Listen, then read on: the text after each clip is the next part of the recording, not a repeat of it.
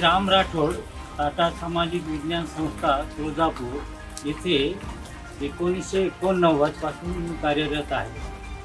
1989 नंतर आम्हाला इथे 100 एकर जमीन मिळाली. ती 100 एकर जमीन एकदम ओसाड माळरान होतं आणि या ओसाड माळरानावर आम्हाला काय करता येईल म्हणून आम्ही वेगवेगळ्या ठिकाणी भेटी दिल्या आणि या जमिनीला एक वेस्टलँड म्हणून घोषित केलं होतं. त्याला बेस्टलँड म्हणून एक चांगली जमीन, उपजाऊ जमीन म्हणून कसं निर्मिती करावं आणि त्याच्यासाठी आम्ही मग वेगवेगळे प्रयोग सुरू केले. 1991 साली दाभोळकर नावाचे श्रीपाद दाभोळकर नावाचे ग्रस्त, ते गणिताचे तज्ज्ञ आणि बागायतदार, पश्चिम महाराष्ट्रात बागायतदारासाठी जे ज्या द्राक्ष आहे सीडलेस कसं करावं त्याच्यावर त्यांचा प्रयोग परिवार म्हणून शेतकऱ्यासाठी एक काम चालू होतं. आम्ही त्यांची भेट घेतली आणि मग ते 1992 साली ते आले आणि त्यांनी सांगितलं, तन देई धन, चिमूटभर घ्या आणि चिमूटभर टाका आणि पसाभर घ्या. असं त्यांनी आम्हाला कळवलं की आपण जे तण आहे, जे हे आपलं शेतीसाठी सर्वात उपयोगी, आपण ते जाळून टाकतो किंवा कुठेतरी फेकून देतो, तर हे सर्व पालापाचोळा, तण वगैरे हे एकत्र जर केलं आणि त्याच्यावर आपण रोपटे लावले आणि ती रोपटी इतकी जोमाने वाढतात, कारण हे त्याचं खाद्य असतं.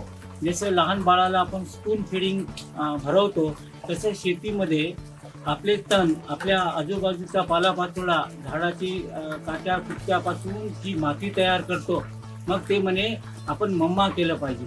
मम्मा म्हणजे मसाला माती आणि त्याच्यामध्ये वेगवेगळ्या ज्या गोष्टी आहेत, पालापाचोळा आहे, पालापाचोळा त्याच्यातून वेगवेगळे बुरशी, गांडुळं ही सर्व तयार होतात आणि ते त्या पिकासाठी फार पोषक असतं.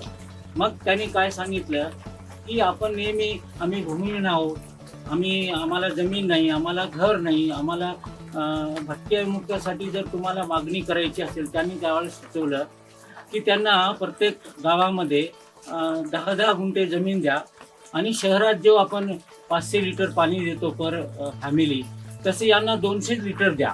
मग या 10 गुंठ्यात काय करतील, 1 गुंठ्यात घर बांधतील आणि बाकीच्या 9 गुंठ्यात काय करतील, ते फळझाडं आजूबाजूला, कंपाऊंडच्या आजूबाजूला 10 गुंठ्याला कंपाऊंड केलं की त्याच्यात फळझाडं लावतील आणि मध्यंतरी मग कांदे, बटाटे, मूळ भाज्या ज्या आहेत ते 1 गुंठ्यात, पालेभाज्या आहेत 1 गुंठ्यात, मिरची वगैरे जे दोडके गिडके ज्या वेली आहेत त्या कंपाऊंडवर सोडायच्या आणि मध्यंतरी मग पपया,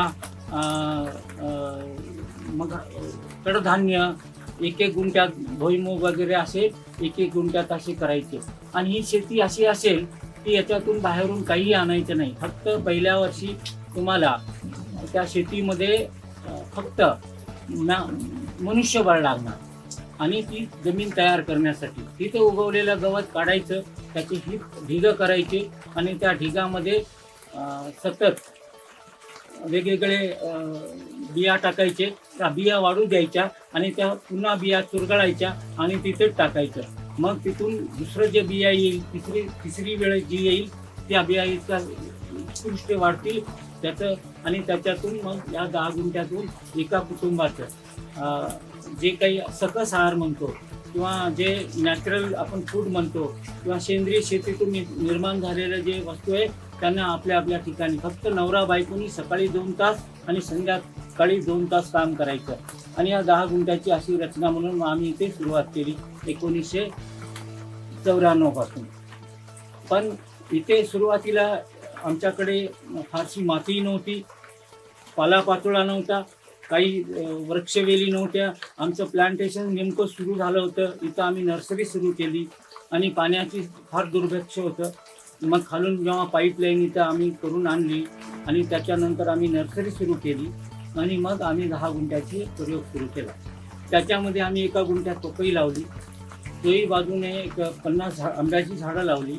त्याच्यात सीताफळ होतं, आंबा होता, पेरू होता, चिकू आहे आणि त्यात नंतर हे कंपाऊंड तयार केलं आणि ह्या कंपाऊंडच्या वर आम्ही वेगवेगळ्या वेली सोडल्या. दोडका आहे, त्यानंतर कारले आहे, जे काही लागणाऱ्या ह्या वेली आजूबाजूचं एक ग्रीन कंपाऊंड, एक ग्रीन फेन्स म्हणतो की आम्ही ससे मोर बाहेरचे काही जे प्राणी आहेत तिथे येऊन ते त्रास देऊ लागले, खाऊ लागले. कारण ही जमीन खरं म्हणजे नॅचरली ही त्यांचीच होती, पण आपण माणसांनी सर्व इन्क्रोचमेंट करून ठेवली आहे.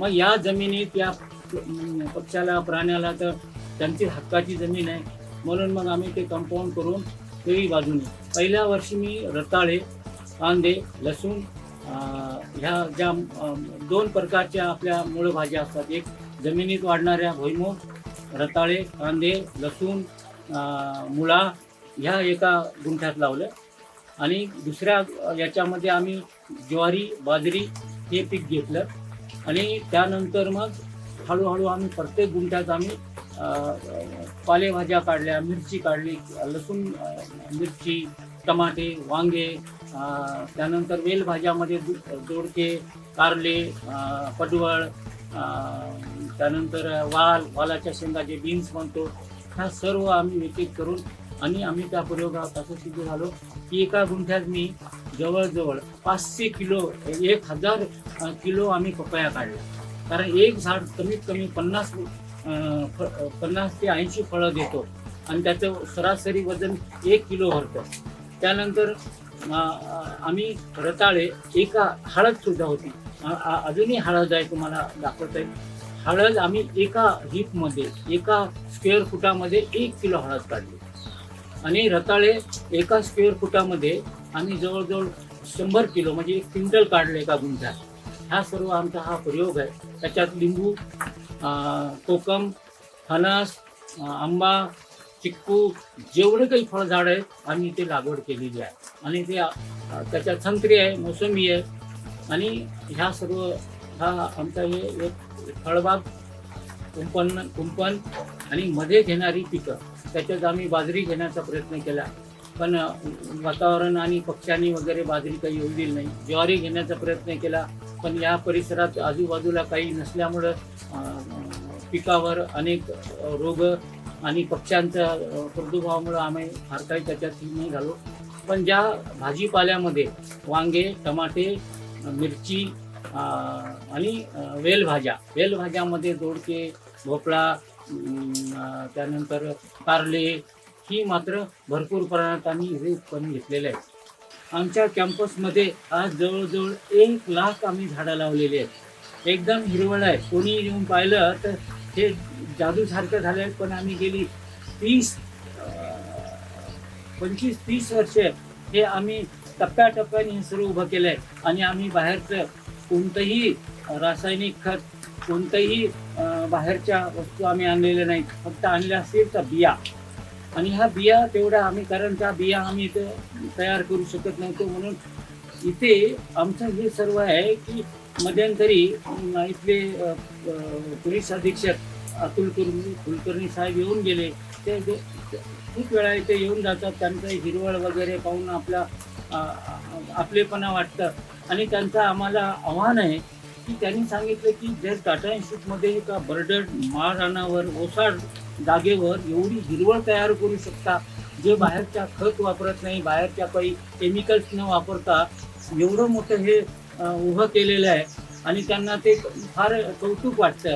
म्हणून मी या उस्मानाबाद जिल्ह्यातील सर्व शेतकऱ्यांना सांगू इच्छितो, आपल्या शेतातलं तण, आपल्या शेतातली चिपाडं, आपल्या शेतातला जो बायोमास आहे, बँकिंग फॉर बायोमास म्हणजे जे निसर्गाने तयार केलेलं आहे. जे बायोमास म्हणजे 2 प्रकार, एक माणसाने तयार केलेलं जमीन परत घेत नाही म्हणजे प्लॅस्टिक वगैरे वगैरे, पण बायोमास म्हणजे झाडाचा पालापाचोळा, त्याच्या काड्या, त्याच्या झाडाच्या साली, मुळ्या ह्या सर्व कुजल्यानंतर ते खाद होतं, त्याच्यामध्ये बुरशीजन्य अनेक गोष्टी तयार होतात. म्हणून म्हणतो की प्रत्येक या उस्मानाबाद शेतकऱ्यांना असं सांगतो, सेंद्रिय शेती करायची असेल तर आपल्या घरी जे काही गायी असतील, गुरं असतील, त्याचं शेणखत आणि आपल्या रानामध्ये जे काही राहिलेलं चिपाडं, पळाट्या, तुराट्या, राहिलेला कडबा, गवत, हे सर्व काढून ते ढीक करायचं आणि ते तिथे मुरवायचं आणि त्या मुरवल्यानंतर त्याच्यातून ही सेंद्रिय शेती, बाहेरून आपल्याला काही टाकायची गरज नाही, फक्त बिया चांगल्या, त्याही घरगुती बिया असेल तर फार उत्तम. आणि म्हणून मी उस्मानाबाद जिल्ह्यातल्या सर्व शेतकऱ्यांना असं सांगतो, जसं अधीक्षक साहेबांचं, कुलकर्णी साहेबांचं असं म्हणणं आहे, पूर्ण जिल्हाभर सेंद्रिय शेतीकडे लोकांनी वळावं आणि आपल्या आपल्या शेतीमध्ये जी शेती आज जशी नशेबाज नशा येते, दारू पिणारे नशेबाज जसं असतं तसं आपण आपल्या जमिनीनं सुद्धा नशेबाज करून टाकलेलं आहे. कारण ती केमिकल फर्टिलायझर किंवा रासायनिक खतं टाकल्याशिवाय काही पिकतच नाही असा डोक्यामध्ये बसलेला या लोकांच्या. आणि हे खरं नाही आहे, कारण हे सर्व आपल्या शेतकऱ्यांच्या गटुंडी बांधून मोठमोठ्या कंपन्यांच्या हवाले आपल्याला केलेलं आहे. कारण त्यांचंच खत घ्या, त्यांच्याच बिया घ्या आणि त्यांच्याच फवारणी करा. आम्ही इथे कधी फवारणी वापरलेली नाही आहे, इथे आम्ही कधी बाहेरचं केमिकल फर्टिलायझर रासायनिक खतं आणलेली नाही आहे. तर सुजाण शेतकरी हो, हे जे तुम्हाला अतुल कुलकर्णी साहेब हाक देतात की हा महाराष्ट्र, ह्या पूर्ण उस्मानाबाद जिल्ह्यातील शेतकरी हे सेंद्रिय शेतीकडे वळले पाहिजे, आणि हे त्यांचं आव्हान आहे. आणि हे आव्हान आम्ही प्रूव्ह करण्यासाठी, हे आव्हान पेलण्यासाठी आम्ही इथे जे केलेले प्रयोग मी तुम्हाला सांगतोय. त्याच्यामुळे तन देई धन केल्याने होत आहे रे, चिमूटभर द्या आणि पसाभर घ्या, हा सर्व आमचा संदेश आहे.